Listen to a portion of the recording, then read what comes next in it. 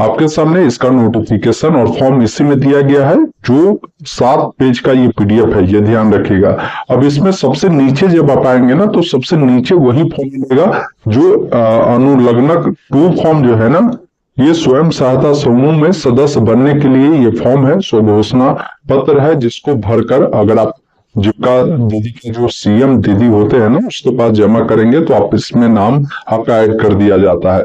इसमें देखिए भरना कैसे है, आपको सबसे पहला चीज है कि इसका प्रिंट आउट निकलवाना है। इसमें जीविका महिला ग्राम संगठन का नाम बताना है, जिस भी जीविका संगठन में आप जुड़ रहे हैं, हर संगठन का एक अलग अलग नाम होता है। जीविका के जो ये होता है ना, उसका अलग अलग नाम होता है, नाम को यहाँ पर बताएंगे।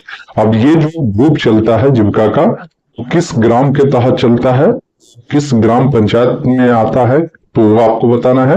साथ में ब्लॉक आपको बताना है, जिला आपको बताना है। एक चीज आपको ध्यान रखना है कि देखिए, अगर मान लीजिए आप पटना जिला के रहने वाले हैं, लेकिन सपोज करें कि आप पटना में नहीं रहते, आप सीतामढ़ी में आकर शिफ्ट हो गए, यहीं पे अपना कारोबार कर रहते हैं, तो ऐसे स्थिति में जरूरी नहीं है कि आप अपने के ही जो जीविका का ग्राम संगठन चलता है वहीं जुड़ सकते हैं, या कहीं अब जुड़े हुए हैं तो ऐसे स्थिति में आप दूसरी जगह भी नहीं जुड़ सकते। ये भी है, आप कहीं के हैं, अभी जहां रहते हैं बिहार में, आप वहां जीविका में जुड़ सकते हैं, ये ध्यान रखिएगा। तो जहां भी जुड़ते हैं ना, उसका ये डिटेल भरना है, किस ग्राम के तहत, किस पंचायत के तहत, किस प्रखंड, किस जिला के तहत आप जुड़ रहे हैं। बाकी यहाँ पर आपको अपना नाम लिखना है, आपका जो भी नाम होगा, आपके पति का जो भी नाम होगा, आपका उम्र कितना हो रहा है वो आपको बताना है, आप किस कैटेगरी से बिलोंग करते हैं, अपना कैटेगरी यहाँ पर लिखेंगे। अब आपका जो गांव का नाम होगा, अपना गांव का नाम, अपना वार्ड नंबर, अपना पंचायत का नाम, अपना प्रखंड, अपना जिला, ये आपको लिखना है। बाकी यहाँ पर आपको ध्यान रखना है कि जीविका का अगर कोई सदस्य बनता है तो इसके लिए पात्रता क्या है। तो आपका उम्र कम से कम 18 वर्ष, अधिकतम 60 वर्ष होना चाहिए। तो इतना है तो आपको यहाँ पर लिखना है, हाँ, ये ध्यान रखिएगा। उसके बाद यहाँ पर बताना है कि मैं अथवा मेरे पति आयकर दाता के श्रेणी में नहीं आते हैं, मतलब इनकम टैक्स जो है पेयर आप या आपके पति नहीं होना चाहिए। यहाँ पर आपको क्या करना है, हाँ लिखना है। फिर यहाँ पर बताना है मैं स्वयं अथवा मेरे पति सरकारी सेवा में नहीं है, तो यहाँ पर नहीं होना चाहिए। इसका बनने के लिए यहाँ पर भी हाँ आपको लिखना होगा। फिर यहाँ पर बताना है मैं समूह की बैठक में समय देने के लिए तैयार हूँ एवं समूह में कार्य करने की लिए इच्छुक हूँ, यहाँ पर भी आपको क्या है, हाँ लिखना होगा। फिर यहाँ पर बताना होगा कि मेरे परिवार में कोई अन्य वयस्क महिला स्वयं सहायता समूह का सदस्य नहीं है। अगर ऐसा नहीं है, कोई नहीं है, तो आपको हाँ लिखना है। अगर कोई सदस्य है तो आपको नहीं लिखना है, ये ध्यान रखिएगा। तो फायदा क्या है ना कि यहाँ पर अगर मान लीजिए आपके परिवार में पहले से कोई लोग है, अगर आप अप्लाई करते हैं तो फिर बेनिफिट नहीं मिलेगा, क्योंकि बताया है गवर्नमेंट ने कि एक परिवार में एक ही वयस्क महिला को इसका बेनिफिट जो है दिया जाएगा।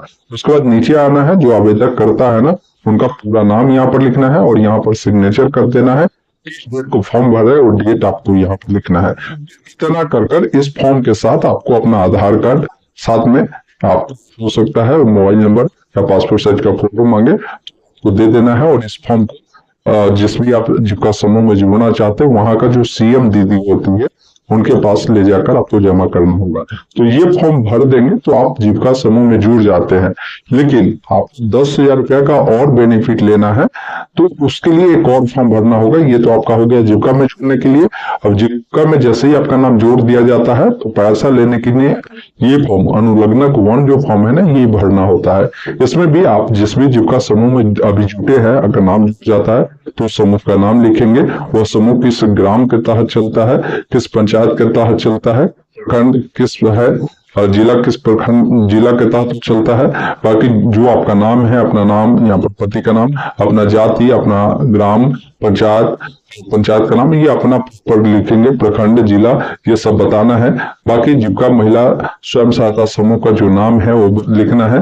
बाकी किस ग्राम के तहत वो चलता है, किस पंचायत के तहत चलता है, ग्राम संगठन के सदस्य हो, आप किस ग्राम संगठन का सदस्य है वो लिखना है। साथ में आपको अपना बैंक विवरण देना है, जिसमें बैंक का नाम, खाता नंबर, शाखा का नाम, आईएफएससी कोड, आधार संख्या, ये सब देना है।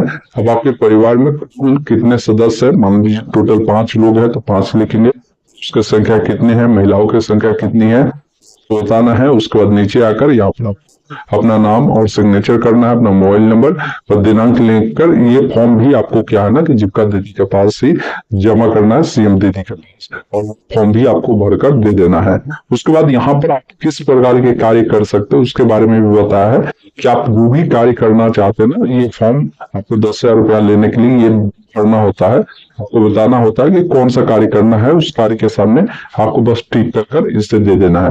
उसके बाद एक और फॉर्म आता है, ये फॉर्म ग्राम संगठन द्वारा भरे जाते हैं, ये ध्यान रखिएगा। तो आपको नहीं भरना है, अगर वहां जाते हो बोलता है कि ये फॉर्म भी आप भर दीजिए तो आप भरकर दे सकते हो। वैसे ये ग्राम संगठन के जो लोग होते हैं ना उनको दिया गया भरने के लिए, जब आपका फॉर्म को आगे फॉरवर्डिंग है तो उनको भरकर देना होता है कि आपको क्यों चयन किया गया है लिखेंगे, क्यों आपको चयन किया गया वो भी आपको लिखेंगे, ये ध्यान